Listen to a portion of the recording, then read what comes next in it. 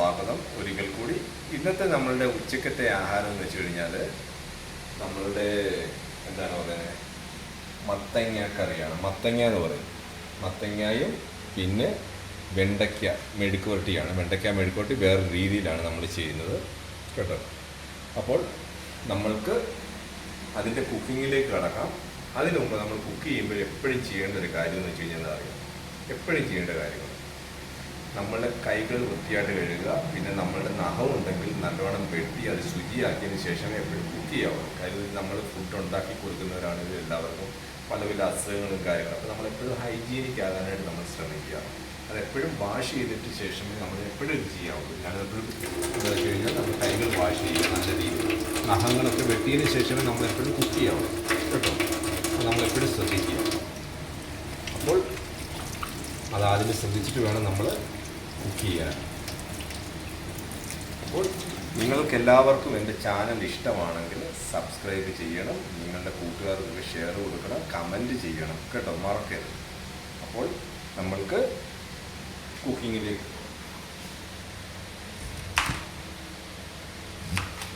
നേരത്തെ തൊലിയൊക്കെ ചെത്തി വെച്ചിട്ടുണ്ട്.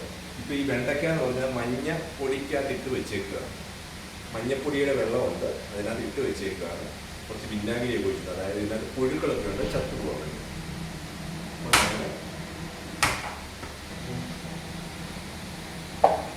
മത്തങ്ങ എരിശ്ശേരിയാണ് ഉണ്ടാക്കുന്നത്. മത്തങ്ങ എരിശ്ശേരി ഉണ്ടാക്കാൻ വേണ്ടിയിട്ട് പയർ ഞാൻ ചുവന്ന പയറാണ്. ചുവന്ന പയർ ഞാൻ ഇന്നലെ വെള്ളത്തിലിട്ട് കുതിർത്ത് വെച്ചിട്ടുണ്ടായിരുന്നു. അത് രാവിലെ കഴുകിയതിന് ശേഷം ഞാനത് കുറച്ച് ഉപ്പിട്ടിട്ട് ഞാൻ തിളപ്പിച്ചുകൊണ്ടിരിക്കുകയാണ്. ഇതൊന്ന് വെന്തതിന് ശേഷം ഞാനത് മാറ്റി വെക്കും. അപ്പോൾ മത്തങ്ങ എരിശ്ശേരിക്ക് നമ്മൾ വെളുത്തുള്ളിയൂടെ ഇടുന്നുണ്ട്. ഞാൻ വെളുത്തുള്ളി ഇടാറുണ്ട്, പച്ചമുളകുണ്ട്. ഉള്ളിയൊന്നും ഇടേണ്ട ആവശ്യമൊന്നുമില്ല, ഇഞ്ചിയുടെ ആവശ്യമില്ല കേട്ടോ. ഉള്ളിയുടെ ആവശ്യമൊന്നുമില്ല, ഉള്ളി അവസാനത്തേക്ക് മതി. അപ്പം നമ്മൾ ഈ ഒരു ഇതാണ് നമ്മൾ കുറച്ചുകൂടെ വെള്ളം ഒഴിക്കണം.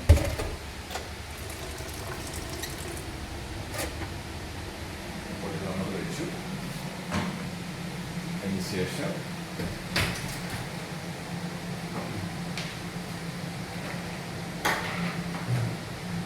എല്ലാം മസാലപ്പൊടികളുടെ പാത്രമാണ്. കുറച്ച് മഞ്ഞൾപ്പൊടി. ഇനി നമുക്ക് മഞ്ഞൾപ്പൊടി വേണ്ടതാണ് തേങ്ങ അരച്ചിടുമ്പോൾ.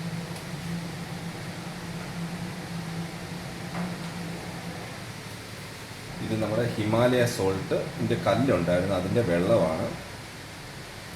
പൊടി ഉപയോഗിക്കും, ആദ്യമേ ഉപയോഗിക്കും. അതിനുശേഷം ഇത് അടച്ചു വെക്കുക. ഇത് അവിടെ നിന്ന് വേഗട്ടെ. വെന്തതിന് ശേഷം ബാക്കിയുള്ള കാര്യങ്ങൾ ആ സമയം കൊണ്ട് നമുക്ക് തേങ്ങ അരക്കുകയും കാര്യങ്ങളും ഒക്കെ ഉണ്ട്. തേങ്ങ അരക്കും കേട്ടോ. പയർ വെന്ത് വന്നിട്ടുണ്ട്. സമയം കൊണ്ട് കണ്ടില്ലേ, പയർ വെന്തോ ഇല്ലയോ നമുക്കൊന്ന് നോക്കാം. ഒരുപാട് വേകാൻ പാടില്ല, വെന്ത് കുഴഞ്ഞു പോകാൻ പാടില്ല. അപ്പോൾ ഈ വെള്ളം ഒന്ന് വറ്റി കഴിയുമ്പോഴത്തേന് നമുക്കതെടുത്ത് സൈഡിലോട്ട് മാറ്റി വെക്കാം കേട്ടോ. വെള്ളം ഒന്ന് നമ്മൾ വെണ്ടയ്ക്ക കഴുകി വൃത്തിയായിട്ട് നമ്മൾ ഈ ഹോളുള്ള പാത്രത്തിനകത്ത് വെച്ചു. അപ്പോൾ എന്താ പറയുക, വാട്ടർ കംപ്ലീറ്റ്, വെള്ളം കംപ്ലീറ്റ് പോകും. നമ്മളത് ഇതിനകത്ത് വെച്ചാൽ വെള്ളം തോരാൻ വേണ്ടി വെക്കും. ഇതാണ് കംപ്ലീറ്റ് വെള്ളം പോകണം. അതിന് ശേഷം അപ്പോൾ ഞാൻ തേങ്ങയൊക്കെ അരയ്ക്കാൻ വേണ്ടിയിട്ട് മത്തങ്ങ എരിശ്ശേരിക്കാണ് ഞാൻ എന്താണ് പറഞ്ഞത്, ഇത്രയും കുറച്ച് ഉള്ളിയൊക്കെ ഇട്ടിട്ടുണ്ട്. ചെറിയ ഉള്ളിയാണ്. പിന്നെ 2 വെളുത്തുള്ളിയും കൂടി ഇട്ടിട്ടുണ്ട്. അത് ഓരോരുത്തരും ഓരോ രീതിയിലാണ് ഉണ്ടാക്കുന്നത്. ഞാൻ ഇതിനകത്ത് മഞ്ഞൾപ്പൊടി ഇടും.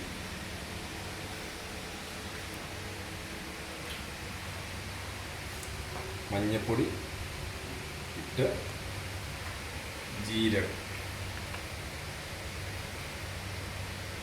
ജീരകം 1 സ്പൂണ് അത്രയേ ഉള്ളൂ. നമ്മുടെ ഇത്ര ഇട്ടു. ഇനി ഇത് നമുക്ക് അരച്ചെടുക്കണം.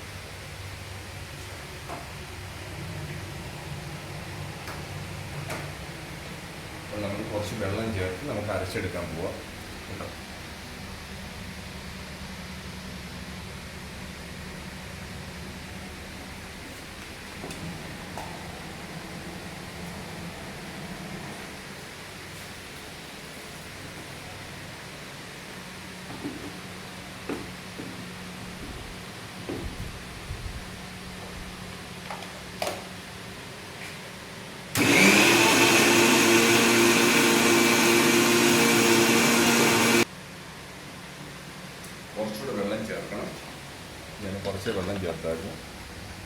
കുറച്ചുകൂടി വെള്ളം.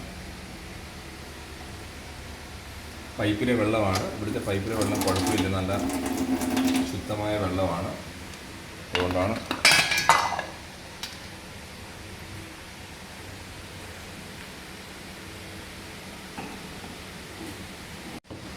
സൂപ്പർ ഫൈനായിട്ട് അരിഞ്ഞിട്ടുണ്ട് കേട്ടോ. ഇത് നമുക്ക് കഷ്ണം വെന്തതിന് ശേഷമേ ചേർക്കാവുള്ളൂ. കഷ്ണം വെന്ത് കഴിയുമ്പോൾ നമ്മൾക്ക് ചേർക്കാം. നമ്മളെപ്പോഴും നോൺ സ്റ്റിക്ക് പാത്രം യൂസ് ചെയ്യുമ്പോൾ നമ്മൾ എന്താണ് പറയുന്നത്, സ്റ്റീലിൻ്റെ ഒരു കാര്യം യൂസ് ചെയ്യാൻ പാടില്ല കേട്ടോ. അത് ശ്രദ്ധിക്കണം. അത് കഷ്ണങ്ങൾ വെന്തതിന് ശേഷം നമ്മൾ കഷ്ണങ്ങൾ ഉടച്ചു കൊടുക്കണം. അതിന് ശേഷമാണ് നമ്മൾ അരപ്പ് ചേർക്കേണ്ടത് കേട്ടോ. അത് മറക്കരുത്. കണ്ടോ, വെന്ത് വരുന്നുണ്ട്. തേങ്ങ ശരിക്ക് വേഗം പെട്ടെന്ന്.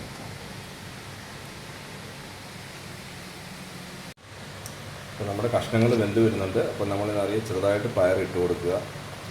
പയർ ഞാൻ ഒരുപാട് വേവിച്ചിട്ടില്ല.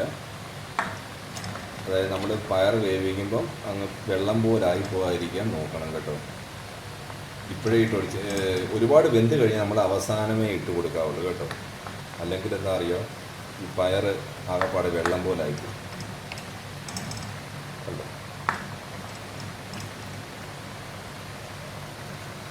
ഇതിന് വെന്ത് കഴിഞ്ഞാലും എനിക്ക് വെന്ത് അളിഞ്ഞു പോകത്തില്ല.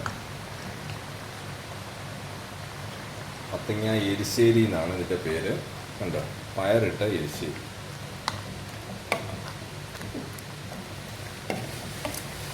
പച്ചക്കറികൾ വേവിക്കുമ്പോൾ നമ്മൾ അടച്ച് വെച്ച് വേവിച്ച് കഴിഞ്ഞാൽ അതിൻ്റെ പോഷക നഷ്ടപ്പെടാതെ ഇരിക്കാം കേട്ടോ. അങ്ങനെ കുറേ കാര്യങ്ങളുണ്ട്, അത് നമ്മൾ ശ്രദ്ധിക്കുക. ശേഷം കുറച്ചുകൂടെ ഒന്ന് അടച്ച് വെക്കുകയാണ്. കുറച്ചുകൂടെ കഴിഞ്ഞ് നമുക്ക് അരപ്പ് ചേർക്കാം. അരപ്പ് ചേർക്കേണ്ട സമയമായി.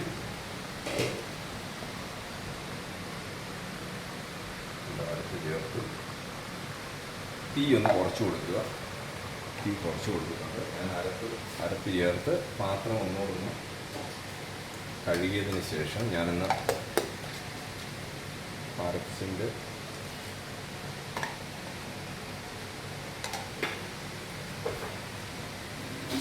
അതിന് ശേഷം ഒന്ന് ഇളക്കി കൊടുക്കുക. കണ്ടില്ലേ, എരിശ്ശേരിയിൽ മെയിനായിട്ടുള്ള ഭാഗമാണ് നമ്മളിപ്പം പൂർത്തീകരിച്ചേക്കുന്നത്. ആദ്യത്തെ ഘട്ടമാണ്. 2 ഘട്ടങ്ങളാണ് ഇതിനുള്ളത്. ഇത് കുക്ക് ചെയ്യാൻ വേവിച്ചു, തേങ്ങയൊക്കെ ഇട്ടു. നമ്മൾ കുറച്ച് കരിയാപ്പില ഇട്ട് കൊടുക്കും. നമ്മൾ അവസാനം കുറച്ചുകൂടെ കരിയാപ്പില ഇട്ട് കൊടുക്കുന്നുണ്ട്. ഇനി അധികം തിളയ്ക്കേണ്ട കാര്യമില്ല.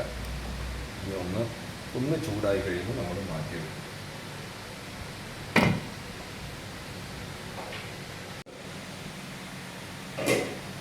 ഉണ്ടോ, തിളച്ച് വന്നിട്ടുണ്ട്. നമുക്ക് ഒരുപാട് തിളപ്പിക്കേണ്ട കാര്യമൊന്നുമില്ല. ഇതങ്ങനെ എന്താണ് പറയുന്നത്, കഷ്ണത്തിലൊന്നും മസാല പിടിച്ച് വെക്കേണ്ട കാര്യങ്ങളൊന്നുമില്ല. ഇത് പച്ചക്കറിയാണല്ലോ. അപ്പോൾ ഓൾറെഡി ഇത് വെന്ത് ഉടഞ്ഞിട്ടുണ്ട്. ഇപ്പോൾ നമ്മൾ തേങ്ങയും ചേർത്ത് കണ്ടോ കൊഴുത്തിരിക്കുന്നു. നമ്മൾ വെള്ളമൊക്കെ പാകത്തിന് കണ്ടോ. ചില കഷ്ണങ്ങളൊക്കെ ഉടയായിരിപ്പുണ്ട്. അത് നമ്മൾ എല്ലാ കഷ്ണങ്ങളും ഉടയേണ്ട കാര്യമില്ല. കണ്ടോ, നല്ല കൊഴുത്തിട്ടിട്ടുണ്ട്. ഇതേ രീതിയിലായിരിക്കണം നമ്മുടെ ഇത് ചെയ്യേണ്ടത്. അപ്പോൾ ഒന്ന് തിളച്ചിട്ടുണ്ട്. ഇത് തീ കുറച്ചാണ് ഞാൻ വെച്ചേക്കുന്നത്. കണ്ടോ, തിളച്ച് വന്നിട്ടുണ്ട് കണ്ടോ. ഇനി ഒരുപാട് തിളയ്ക്കേണ്ട കാര്യമില്ല. തേങ്ങ ഓൾറെഡി പച്ചപ്പ് ഇത് മാറിയിട്ടുണ്ട്, പച്ചമണം മാറിയിട്ടുണ്ട്. ഇനി നമുക്കിതിനെ മാറ്റി വെക്കുക. അടച്ചു വെക്കുക. അതിനുശേഷം നമ്മൾ ഈ ചീനിച്ചട്ടി പയർ വേവിച്ചത് എടുത്ത് വെച്ചിട്ട് കുറച്ച് വെളിച്ചെണ്ണ ഒഴിക്കുക. ഇതാണ് അവസാന ഘട്ടമാണ്. കുറച്ച് ഉണ്ട് ഇത്രേ ഉള്ളൂ. നമ്മൾ ഒരുപാട് വെളിച്ചെണ്ണയുള്ള കളികളില്ല. ഈ വെളിച്ചെണ്ണ ഒന്ന് ചൂടായതിനു ശേഷം കടുക് പൊട്ടിക്കുക.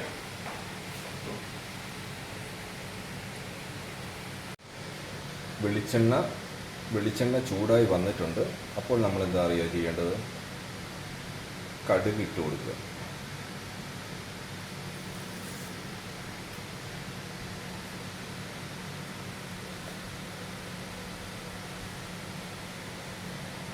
എപ്പോഴും ചൂടായതിന് ശേഷമേ ഇട്ട് കൊടുക്കാവുള്ളൂ. എനിക്ക് ചെറിയ ഇതുപോലെ വന്നു കഴിഞ്ഞപ്പം വിചാരിച്ചു ചൂടായെന്ന് വിചാരിച്ചു. അതിൻ്റെ കടുക് പൊട്ടി വരുന്നുണ്ട്.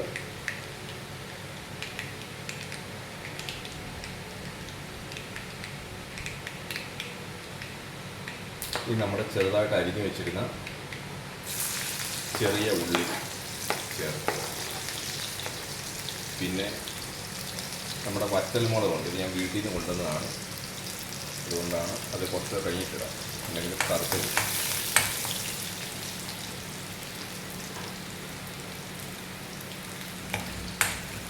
ഇതൊരു ബ്രൗൺ നിറമായി കഴിഞ്ഞു കഴിഞ്ഞാൽ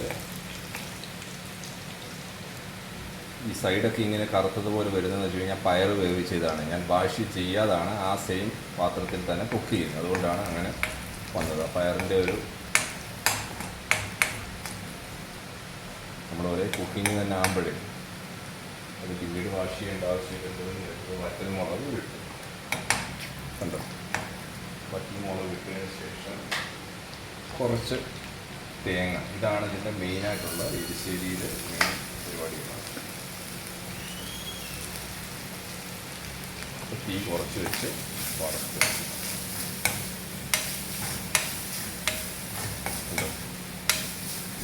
ചെറുതായിട്ട്, വേറെ ഒന്നും ചേർക്കേണ്ട കാര്യമില്ല കേട്ടോ. ലോ ഫ്ലെയിമിൽ വെച്ചിട്ട് വേണം ചെയ്യാൻ. ഇട്ട് കൊടുക്കുക. ഏകദേശം തേങ്ങ വെന്ത് വന്നിട്ടുണ്ട്. നമ്മൾ അടുപ്പ് ഓഫ് ചെയ്യുക. ഉണ്ടോ, ചെറുതായിട്ട് ഇത് ബ്രൗൺ നിറം ആയി വന്നിട്ടുണ്ട്. ഉണ്ടോ,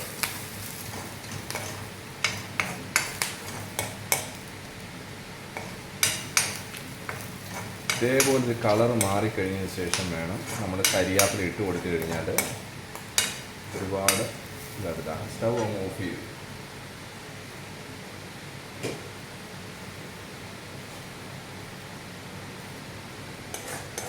കണ്ടോ,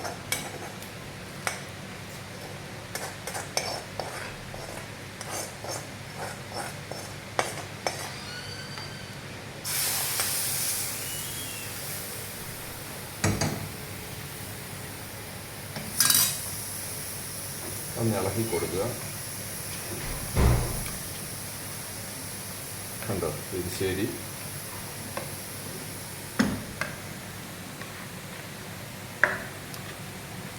എന്നിട്ട് നമ്മൾ ഉപ്പുണ്ടോ എന്ന് നോക്കുക.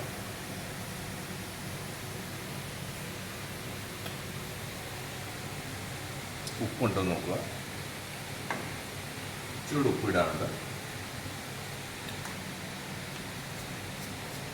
കുറച്ച് സോൾട്ട് ഇട്ടു. അധികം ആകാൻ പാടില്ല. എനിക്ക് സ്പൂണ് കണക്കിനൊന്നും പറഞ്ഞു തരാനൊന്നും അറിയില്ല. നമുക്കറിയാമല്ലോ ഒരു ഏകദേശം. അതൊന്ന് ഇളക്കി ജോയിൻ ചെയ്തിട്ട് ഉണ്ടോ, ഇത്രയേ ഉള്ളൂ. അതിന് ശേഷം അത് തവികളെല്ലാം മാറ്റി അടച്ച് വെച്ച് നമ്മൾ സ്റ്റൗ ഓഫ് ചെയ്തായിരുന്നു കേട്ടോ. ഇതിനകത്ത് തവിയൊന്നും ഇട്ട് വെക്കാൻ പാടില്ല. സ്റ്റൗ ഓഫ് ചെയ്ത് അങ്ങനെ മത്തങ്ങ കറി റെഡിയായി. നേരത്തെ കഴുകി വാരി വെച്ചിരുന്ന് നമ്മൾ വെണ്ടയ്ക്ക നമ്മളെപ്പോഴും കഴുകുമ്പോൾ ഇത് കട്ട് ചെയ്യാൻ പാടില്ല. കഴുകിയതിന് ശേഷമേ ഈ രണ്ട് ഭാഗങ്ങൾ കട്ട് ചെയ്യാൻ പാടുള്ളൂ. അല്ലെങ്കിൽ എന്താണെന്ന് വെച്ച് കഴിഞ്ഞാൽ വെള്ളം ഇതിനുള്ളിൽ കൂടെ കയറി കഴിയുമ്പോൾ നല്ല വഴുവഴുപ്പാണ്. കട്ട് ചെയ്തിട്ടൊരു പ്രത്യേക രീതിയിലാണ് നമ്മൾ മുറിക്കുന്നത്.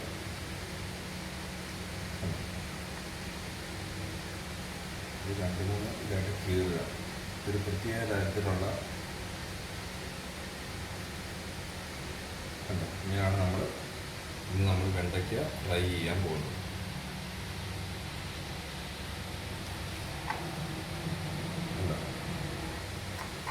ഇത് 2 സൈഡും കട്ട് ചെയ്യേണ്ട കാര്യമില്ല. വരുമ്പോൾ കാര്യം ഇങ്ങനെ നമ്മൾ എല്ലാ വെണ്ടയ്ക്കയും അരിയുക. അരിഞ്ഞ്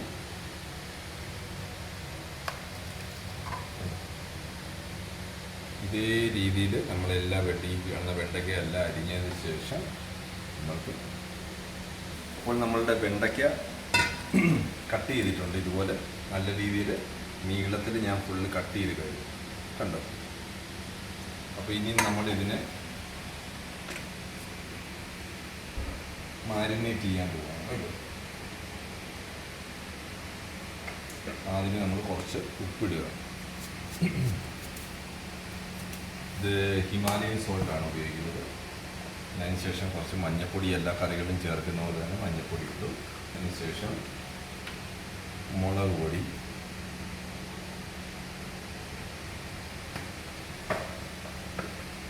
കുറച്ച് കുരുമുളക്, വീട്ടിൽ നിന്ന് പൊടിച്ചതാണ്, കുറച്ച് കുരുമുളക്, കുറച്ച് ചെറിയ ഈ 2 സ്പൂണ് 1.5 സ്പൂണ് മല്ലിപ്പൊടി. ശേഷം നമ്മളതിനെ മിക്സ് ചെയ്യുക. ചേർക്കേണ്ട കാര്യം, ഇത് നാരങ്ങ നീര് നമ്മൾ ചേർക്കണം. അങ്ങനെ കുരുവുള്ള തണുത്താലാണ് ഗ്ലാസ്സിനകത്തോട്ട് ഒഴിച്ചതിന് ശേഷം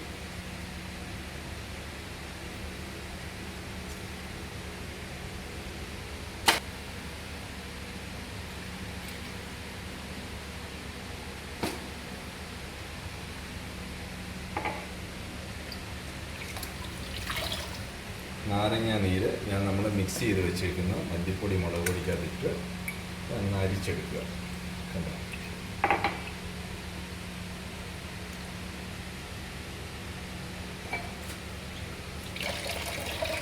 അതിനുശേഷം കുറച്ച് ഗരം മസാലയും കൂടെ ഇടണമായിരുന്നു. ഇതാണ് ഗരം മസാല. കുറച്ച് ഗരം മസാല ഇടും. ഗരം മസാലയും കൂടി ഇട്ട് നമ്മൾ എപ്പോഴും കിച്ചണിൽ ഒരു തുണി വെക്കുന്ന എപ്പോഴും നല്ലതാണ്, നമുക്ക് കൈ തുടയ്ക്കാനൊക്കെ. ഇതാണ് നമ്മുടെ കോൺഫ്ലവർ എന്ന് പറയുന്നത്. കോൺഫ്ലവർ കുറച്ച് നമുക്ക് ഇതിനകത്ത് പേപ്പർ ഉണ്ട് കൂടുതലായിട്ട്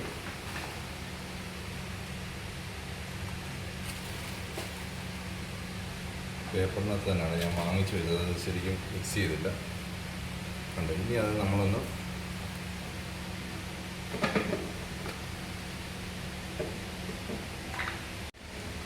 കോൺഫ്ലവർ ചേർത്ത് ഞാൻ പിന്നെ കുറച്ച് വെളിച്ചെണ്ണയും കൂടെ ചേർത്തായിരുന്നു കേട്ടോ. കുറച്ച് വെളിച്ചെണ്ണയും കൂടെ ചേർത്തു. കുറച്ചുകൂടെ വെളിച്ചെണ്ണ കൂടെ ചേർത്തതിന് ശേഷം കുറച്ച് വെള്ളയും കൂടെ ചേർത്തിട്ട് ഞാനിതിനെ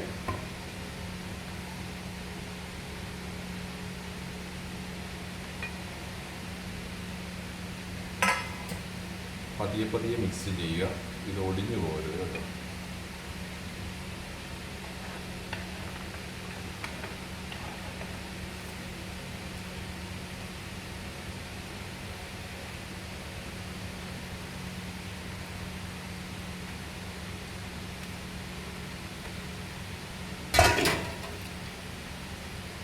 അപ്പോൾ ഇത് നല്ലവണ്ണം മിക്സ് ചെയ്ത് കൊടുക്കുക. അത് എല്ലാ വെണ്ടയ്ക്കയുടെ കഷ്ണങ്ങളിലും പിടിച്ച് അത് ഒടിഞ്ഞു പോകാൻ നോക്കിക്കോണേ. നമ്മൾ പതിയെ ചെയ്യുക.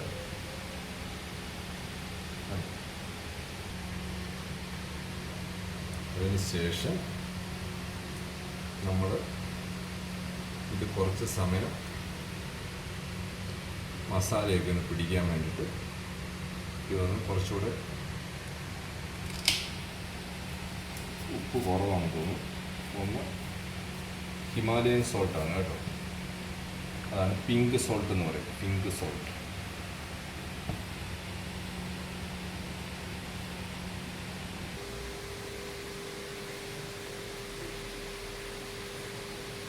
എണ്ണ ചൂടായതിന് ശേഷം നമ്മൾ അതിനകത്ത് ഞാൻ ചൂടായിട്ടില്ലായിരുന്നു.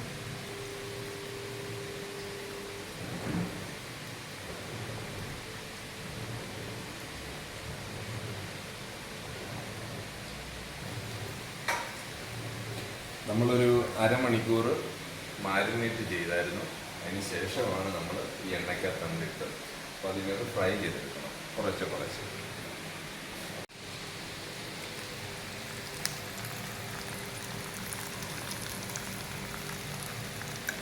നല്ലതുപോലെ മൊരിഞ്ഞു വരണം.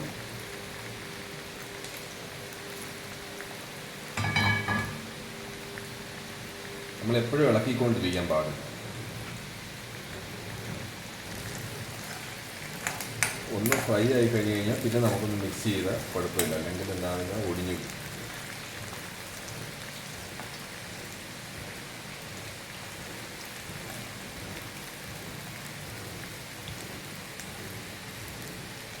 ഇതൊക്കെ നല്ലവണ്ണം മൊരിഞ്ഞ് വന്നിട്ടുണ്ട് കേട്ടോ. ഇത് ആദ്യത്തെ ഇതെടുത്തു, ഇത് രണ്ടാമത്തെ നമ്മൾ മൊരിച്ചുകൊണ്ടിരിക്കുകയാണ്.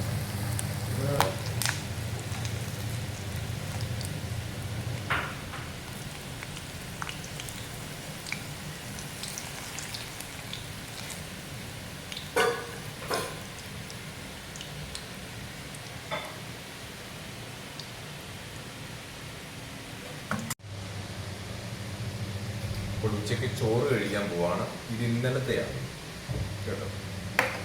ഇത് ഇന്നത്തെ മത്തങ്ങ കറി, എരിശ്ശേരി, മത്തങ്ങ എരിശ്ശേരി, അത് ഞാൻ ഇവിടെ ഒഴിച്ചു.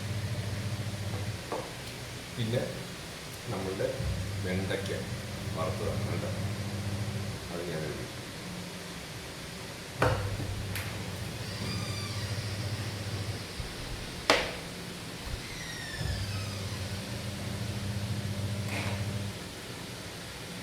കുമ്പളങ്ങ കറിയാണ്, കുമ്പളങ്ങ.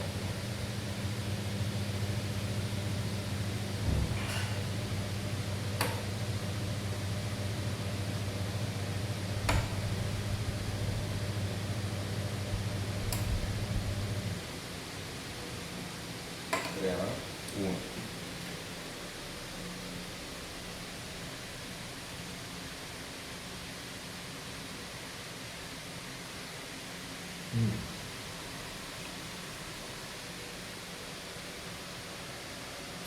നിങ്ങളെല്ലാവരും എൻ്റെ ചാനൽ സബ്സ്ക്രൈബ് ചെയ്യണം, മറക്കരുത്. നിങ്ങൾക്ക് കൂട്ടുകാർ വല്ലതും ഉണ്ടെങ്കിൽ അവർക്ക് ഷെയർ ചെയ്ത് കൊടുക്കുക, കമൻ്റ് ഇടാൻ മറക്കരുത് കേട്ടോ. അപ്പോൾ അടുത്ത വീഡിയോയുമായി നമ്മൾക്ക് ഇനി കാണാം.